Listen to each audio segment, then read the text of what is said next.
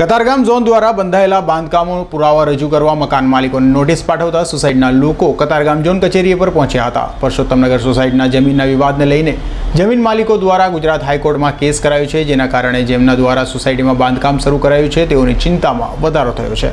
કતારગામ ખાતે આવેલા પરસોત્તમનગર સોસાયટીના લોકોને પુરાવા રજૂ કરવા માટે નોટિસ અપાતા રહીશો દોડતા થયા હતા। હાઈકોર્ટ દ્વારા મનપાને નોટિસ પાઠવવામાં આવતા કતારગામ ઝોનના અધિકારીઓ દોડતા થયા છે। કતારગામ ઝોન દ્વારા મિલકતોના પુરાવા રજૂ કરવા માટે મકાન માલિકોને નોટિસ પાઠવવામાં આવી છે। પરસોત્તમનગર સોસાયટીમાં 70% મકાનો બંધાઈ ગયા છે।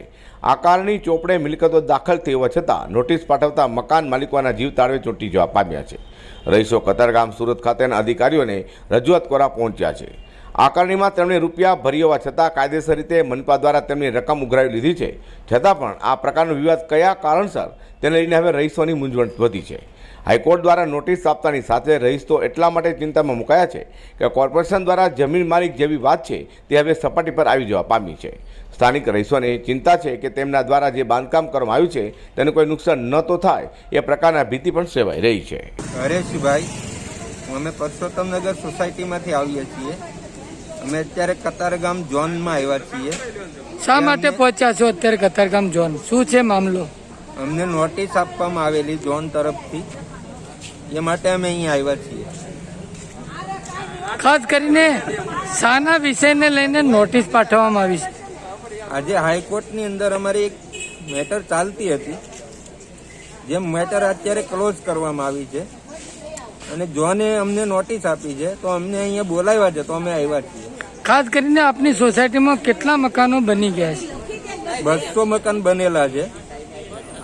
જે અત્યાર સુધીમાં 200 મકાન જે બનેલા છે એમાંથી ઘણા સભ્યોએ ઇમ્પેક્ટ ફી પણ ભરી દીધી છે, છતાં અમને કોઈ પણ જાતની સુવિધા આપવામાં આવી નથી। અમે વારંવાર અહીંયા રજૂઆત કરવા આવીએ છીએ તો પણ અમારામાં ધ્યાન દેવામાં આવતું નથી। ખાસ કરીને આપના જે બંધાઈ ગયેલા મકાનોના માલિકી હક એટલે કે સુરત મનપાના આકારણી ચોપડે દાખલ થયા છે? હા, 1996 દાખલ થયેલા છે। આજે 25 વર્ષથી અમે વેરા બિલ ભરતા આવેલા છીએ। આપ કતારગામ ઝોનમાં આપને તમામ પુરાવા લઈને રજૂ કરવા માટે બોલાવ્યા છે? આ તમામ પુરાવા રજૂ કરવા માટે બોલાવેલા છે। અમે પુરાવા સાથે આવ્યા છીએ। ખાસ કરીને આપ આ મામલે સ્થાનિક નગરસેવકને રજૂઆત કરી છે કોઈ? હા, બધાને રજૂઆત કરેલી જ છે, બધા જાણે જ છે। આ પરસોત્તમનગર આજે 20 વર્ષથી જે 25 વર્ષથી જે સોસાયટી છે એમાં આગળના કોર્પોરેટરોને બી ખબર છે અને ધારાસભ્યોને બી ખબર છે, છતાં અમારામાં કોઈ ધ્યાન દેવામાં આવતું નથી। કેટલા સમયથી આ સોસાયટીમાં કેસ ચાલે છે ગુજરાત હાઈકોર્ટમાં? 2013 થી મેટર દાખલ થયેલી છે। 2013 થી મેટર જો દાખલ થઈ હોય તો અત્યાર સુધીમાં આ મકાનો જે બંધાયા એની પર કોઈ સુરત મનપાના અધિકારીઓએ રોક લગાવી હતી બાંધકામોને લઈને? બાંધકામોમાં જ્યારે અટકાવવામાં આવે છે અમને, આજે અમે બનાવ્યા છે, જે અમારી પાસે ફાઇલ છે, વેરા બિલ છે, ઇમ્પેક્ટ ફ્રી ભરી છે, કોઈ છતાં અમને આ રીતે દબાવવામાં આવે છે। પોતાના માલિકીના હકોના તમામ પુરાવાઓ છે। ખાસ કરીને ગુજરાત હાઈકોર્ટમાં સમગ્ર કેસ ચાલી રહ્યો છે, ત્યારે આપના મકાનોના માલિકીના પુરાવાઓ આકારણી ચોપડે દાખલ થયા છો, તો અત્યારે નોટિસ આપવાનું કારણ શું? હવે એ તો મહાનગરપાલિકા જાણે, એમાં અમે જાણતા નથી। આજે અમને બોલાવ્યા એટલે અમે અહીંયા આવ્યા છીએ। શાંતુબેન નટુભાઈ પ્રજાપતિ, પરસોત્તમનગરમાં રહી છે। અત્યારે આપ કતારગામ ઝોનમાં અધિકારીઓને મળવા પહોંચ્યા, શું છે? આ નોટિસો આવી છે અમારે, ને અમારો કેસ 2013 થી ચાલુ છે।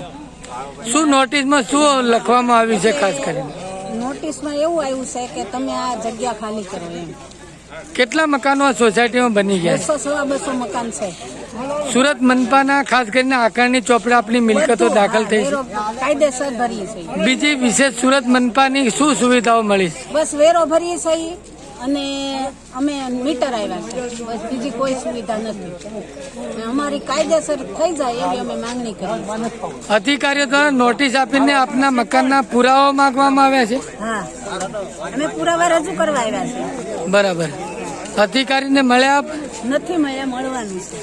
કતારગામ આવેલા પરસોત્તમનગર સોસાયટીના લોકોને મિલકતોના પુરાવા રજૂ કરવા માટે નોટિસ અપાતા ઝોન ઓફિસ પર મોરચો માંડી દોષ દાખવ્યો છે। અઝર કુર્સી સાથે પ્રકાશવાળા।